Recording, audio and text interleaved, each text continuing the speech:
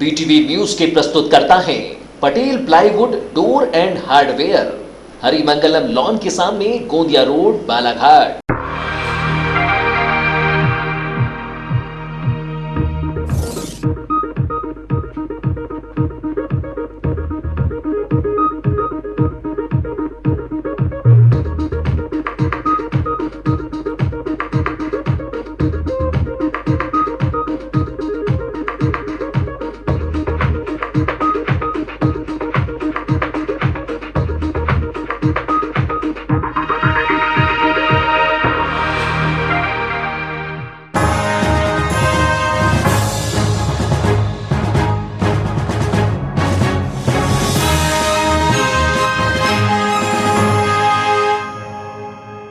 नमस्कार, BTV news के इस बुलेटिन में आपका स्वागत है। सबसे पहले आइए एक नजर डालते हैं आज की कुछ खास खबरों पर।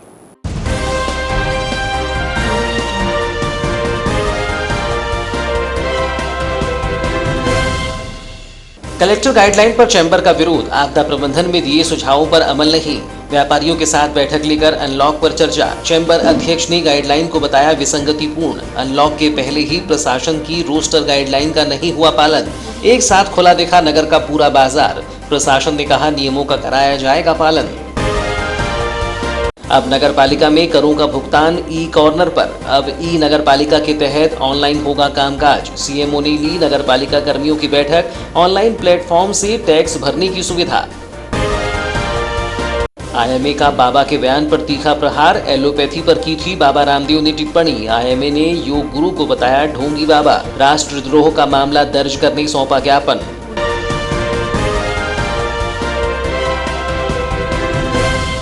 और अब समाचार विस्तार से। समाचार के इस बुलेटिन के साथ मैं हूं महेंद्र अमूल्य। 1 जून से बालाघाट जिला अनलॉक हो गया, लेकिन कलेक्टर गाइडलाइन को लेकर चैंबर ऑफ कॉमर्स का विरोध जस का तस रहा। इसको लेकर व्यापारियों के साथ बैठक हुई, जिसमें कहा गया कि आपदा प्रबंधन समिति के सुझाव को अमान्य करते हुए कलेक्टर ने गाइडलाइन जारी की है जो विसंगतिपूर्ण है, जिसके अनुसार व्यापारी व्यापार नहीं कर पाएगा। बता दें कि पहले दिन बाजार खुलने के बाद गाइडलाइन का पालन नहीं हो सका और पूरी दुकानें खुल गईं।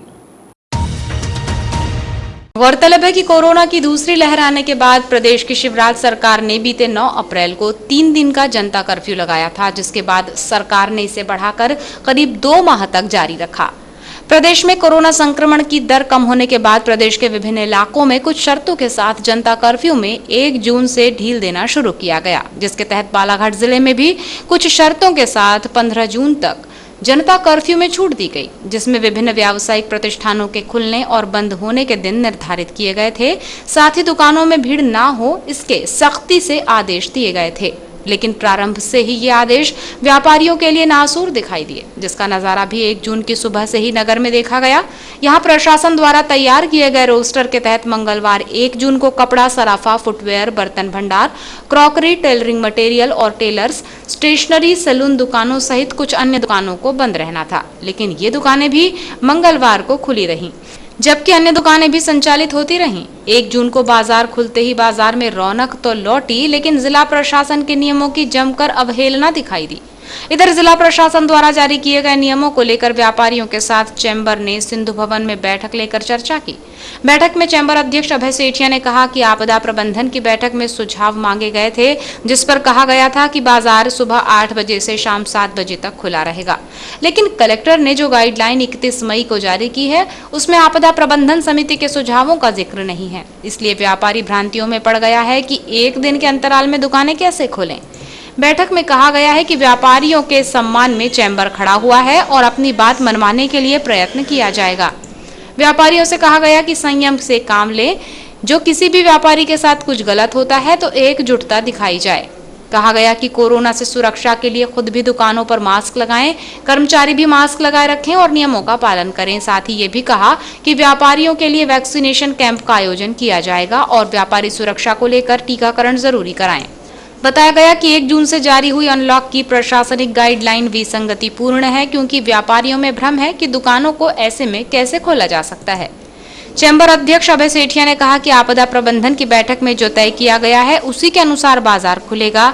जो गाइडलाइन आई है उससे व्यापारी भ्रम में हैं और हम इसका विरोध करते हैं, जिसको लेकर राज्य मंत्री विधायकों से भी चर्चा हुई है और 1-2 दिन में इसका हल निकाल लिया जाएगा। उन्होंने कहा कि प्रदेश के अन्य जिलों में आपदा प्रबंधन समिति के सुझाव को माना गया है, लेकिन यहाँ इसके विपरीत कार्य हुआ है और ऐसा क्यों हुआ है ये समझ से परे है। कलेक्टर से भी मिलकर इस संबंध में चर्चा की जाएगी, लेकिन फिलहाल बाजार उसी तरह खुलेगा जो आपदा प्रबंधन समिति का निर्णय है। Balaghat chamber of commerce industry की आज एक आपात बैठक बुलाई गई, जिसमें व्यापारी और उद्योगपति बंधुओं ने भाग लिया। इस कोरोना काल में उनके साथ क्या क्या तकलीफ हुई और नई गाइडलाइन को लेके क्या भ्रांतियां हैं, इस दोनों पर चर्चा हुई। आपदा प्रबंधन कमेटी की बैठक 29 तारीख को हुई थी। मैं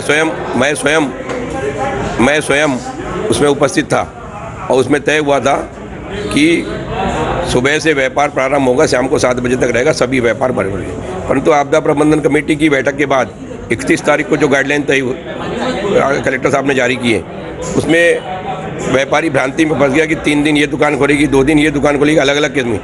बालाघाट जिला ऐसी स्थिति में है कि वो किराने का भी सामान रखता है, मनियारी का भी सामान रखता है, वो स्टेशनरी का भी सामान रखता है। एक दुकान में 4 किस्म के सामान हैं, कब खोलेगा वो?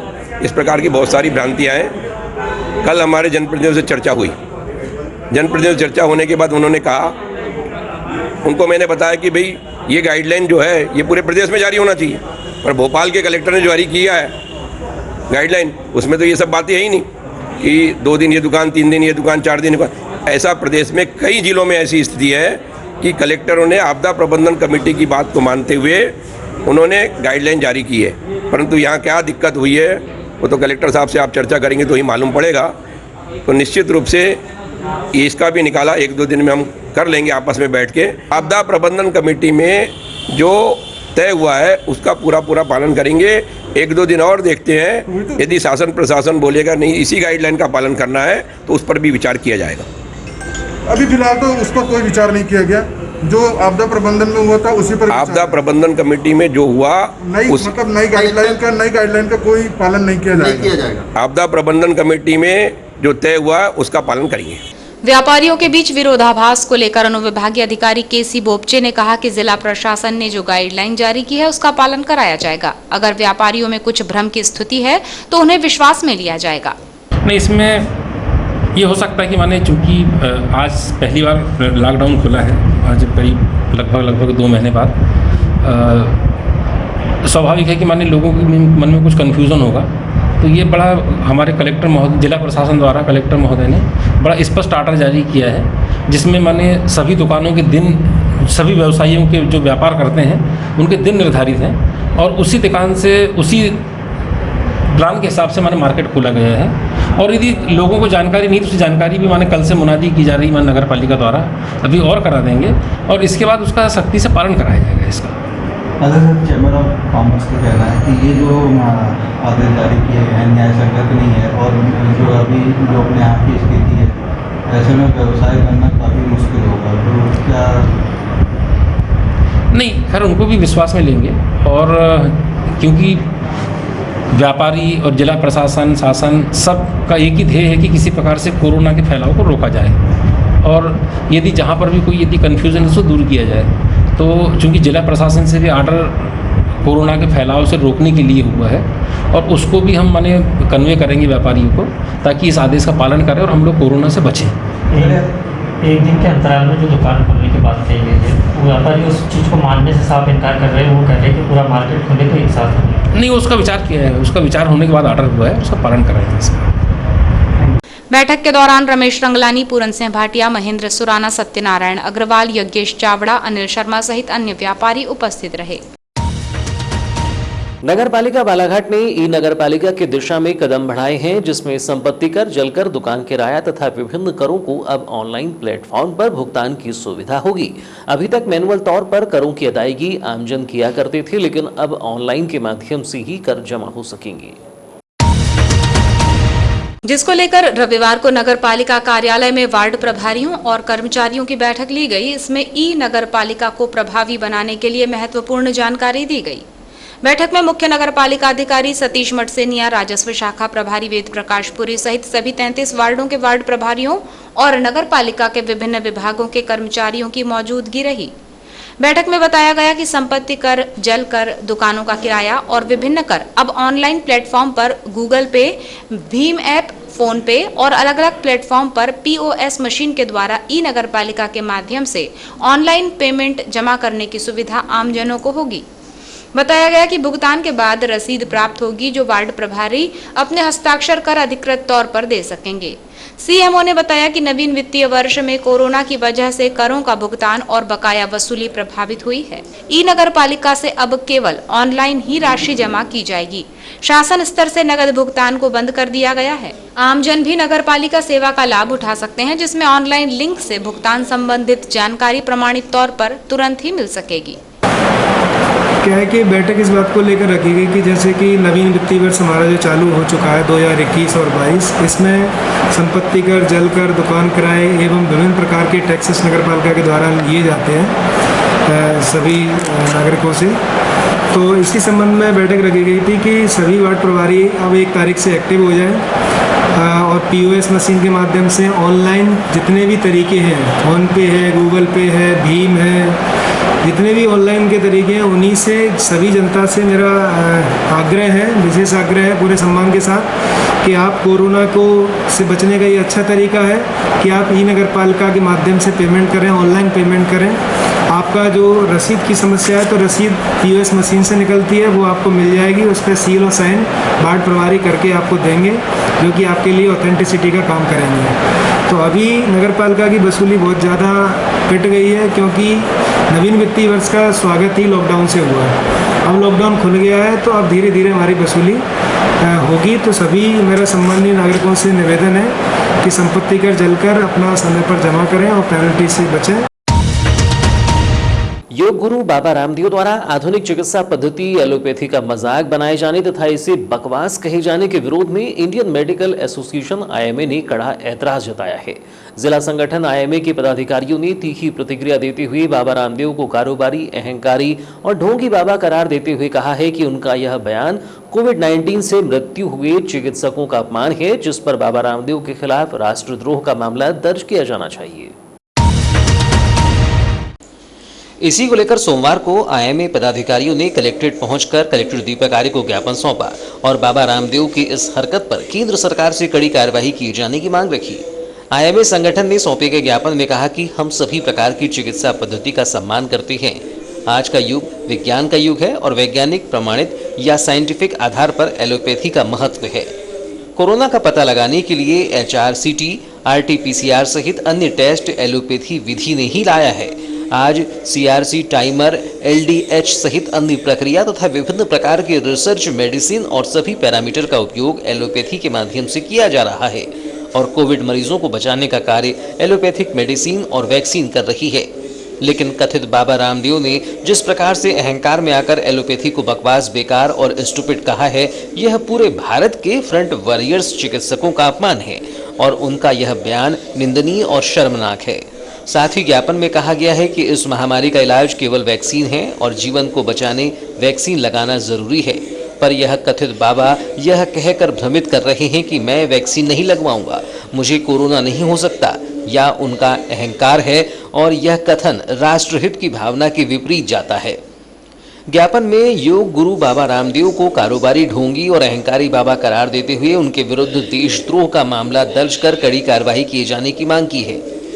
इस संबंध में वरिष्ठ चिकित्सक डॉक्टर BM शरणागत ने कहा कि कथित बाबा रामदेव ने सभी कोरोना वॉरियर्स चिकित्सकों का अपमान किया है और जिस तरह एलोपैथिक चिकित्सा पद्धति पर आरोप लगाए गए हैं, उन्होंने कहा कि बाबा रामदेव अपने इस बयान से इसका व्यवसायीकरण, राजनीतिकरण कर रहे हैं और अपने बिजनेस को खड़ा कर योग को धंधे का साधन बना लिया है। वैक्सीन को लेकर बाबा रामदेव का बयान कोरोना की लड़ाई में बाधक है और एलोपैथी चिकित्सा पद्धति ने देशवासियों की जान बचाई है, लेकिन उनके इस बयान से कोविड-19 के विरुद्ध रहे चिकित्सकों, नर्सों, पैरामेडिकल स्टाफ का अपमान हुआ है और उनका मनोबल गिरा है। इसलिए बाबा पर राष्ट्रद्रोह का मामला दर्ज होना चाहिए।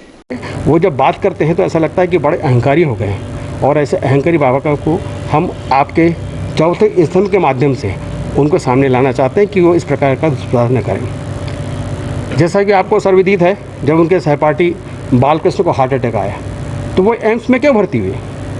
उन्होंने क्या एंजियोप्लास्टी लाई? बाबा ने उनको क्यों नहीं बोला कि आप योग करके ठीक हो जाओ?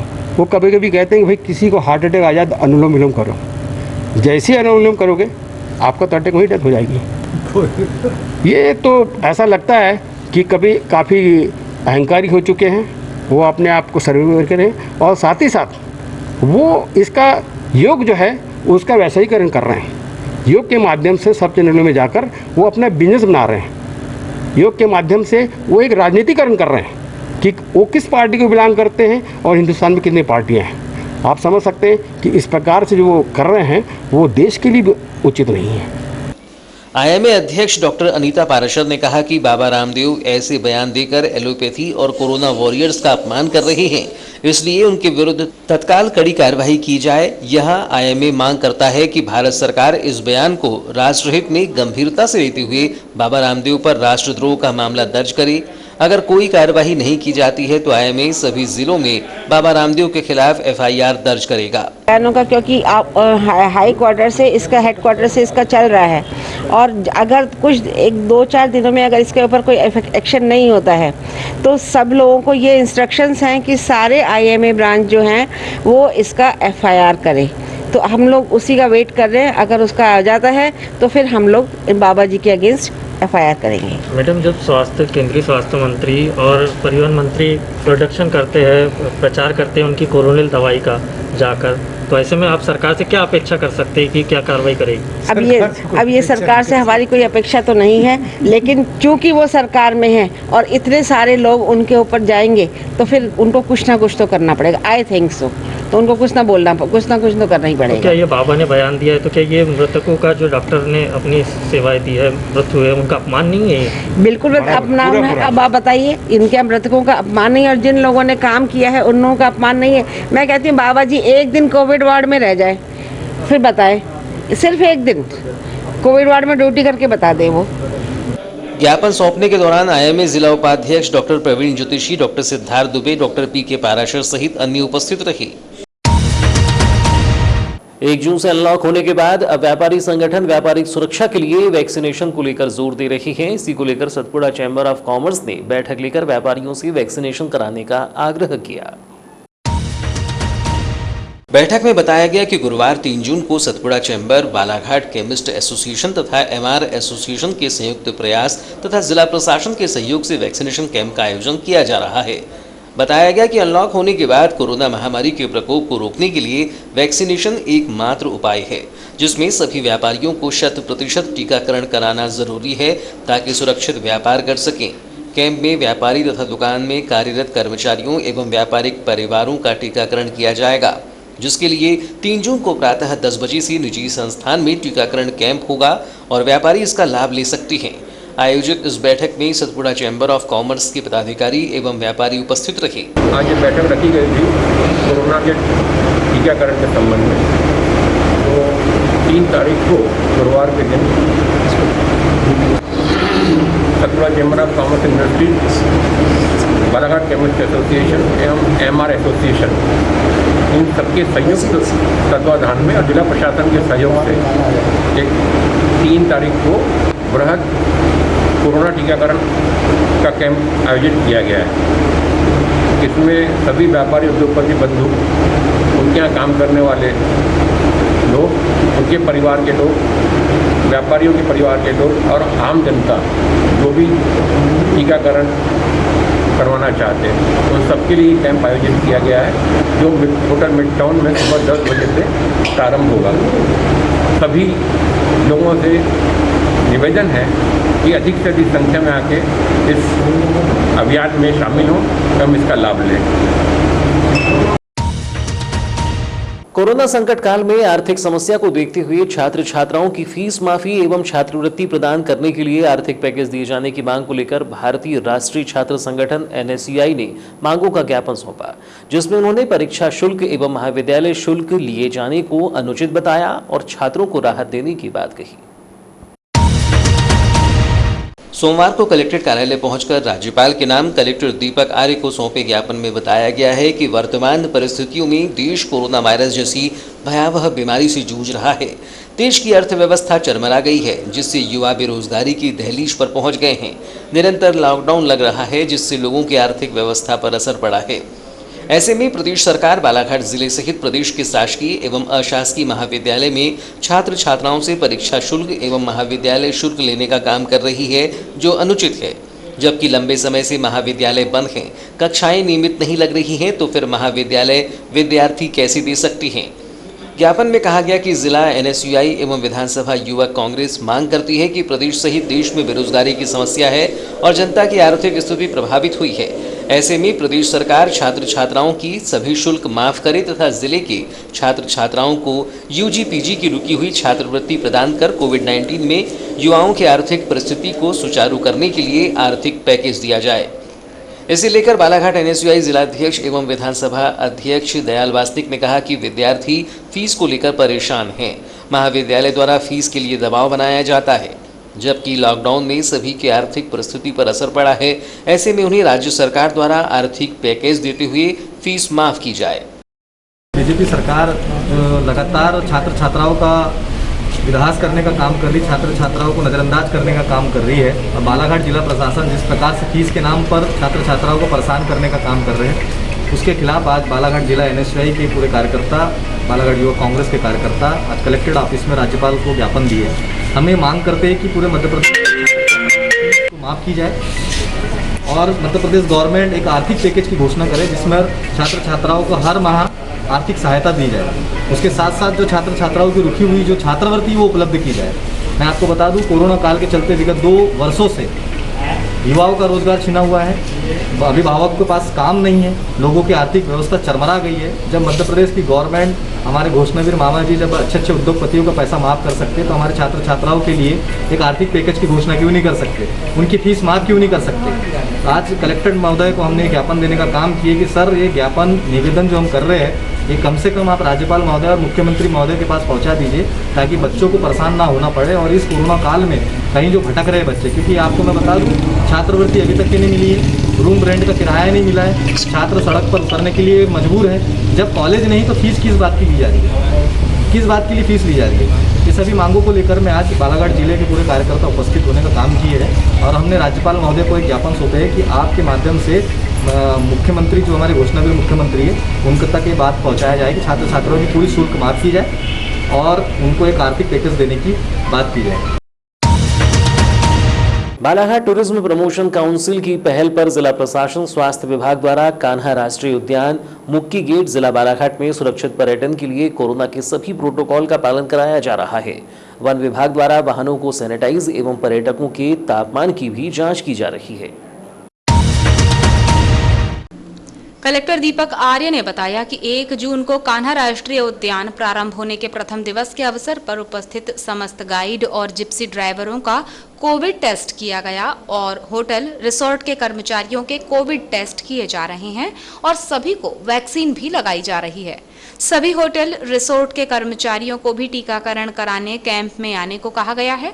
वैक्सीन लगाने उत्साह देखा गया। प्रथम दिवस मुक्की जोन के छोटा पत्रा छत्ता में डीजे फीमेल के बच्चों का एवं मिनपुर लेक में उमरपानी मेल पर्यटकों को 2 घंटे तक दिखता रहा। पर्यटकों में काफी उत्साह देखने को मिला। पर्यटकों द्वारा भी कोविड का प्रोटोकॉल का पालन किया जा रहा है। बात कल से अनलॉक की प्रक्रिया प्रारंभ हो जाएगी, जिसमें कि बालाघाट जिले में कान्हा नेशनल पार्क को भी अनुमति मिली है। नेशनल पार्क भी खुलेगा और नेशनल पार्क के साथ संबंधित रिजॉर्ट्स भी खोले जाएंगे।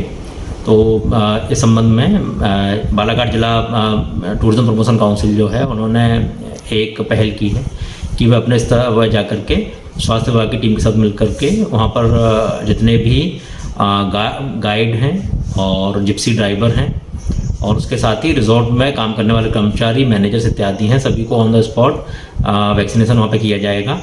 ये एक सार्थक पहल है। मैं अपील करूँगा सभी से और सभी पर्यटकगण जो भी आएंगे उनसे, बाकी हमारा सारा टूरिज्म का जो स्टाफ है, प्राइवेट में जो जुड़े हुए हैं, टूरिज्म से जुड़े हुए जितने भी लोग हैं, कृपया अपना वैक्सीनेशन अवश्य करवाएं और जो हमारा टूरिज्म है, टूरिज्म को एक हेल्दी टूरिज्म में और सेफ टूरिज्म में कन्वर्ट करें। बता दें कि वन मंत्री के द्वारा 30 मई को प्रदेश के सभी नेशनल पार्कों को खोलने का निर्णय लिया गया था। वन मंत्री का कहना है कि कोरोना के चलते नेशनल पार्कों में जिन गाइडों, जिप्सी ड्राइवर आदि व्यक्तियों को रोजगार की दिक्कत महसूस हो रही थी, उन्हें अब रोजगार मिलेगा। तो वहीं वन्य प्रेमी जंगलों की शुद्ध हवा और ऑक्सीजन लेने के साथ साथ वन्य प्राणियों के दीदार भी कर सकेंगे। तो ये थी अब तक की खबरें। नई खबरों के साथ एक बार फिर हम हाजिर होंगे। तब तक के लिए दीजिए इजाजत। नमस्कार।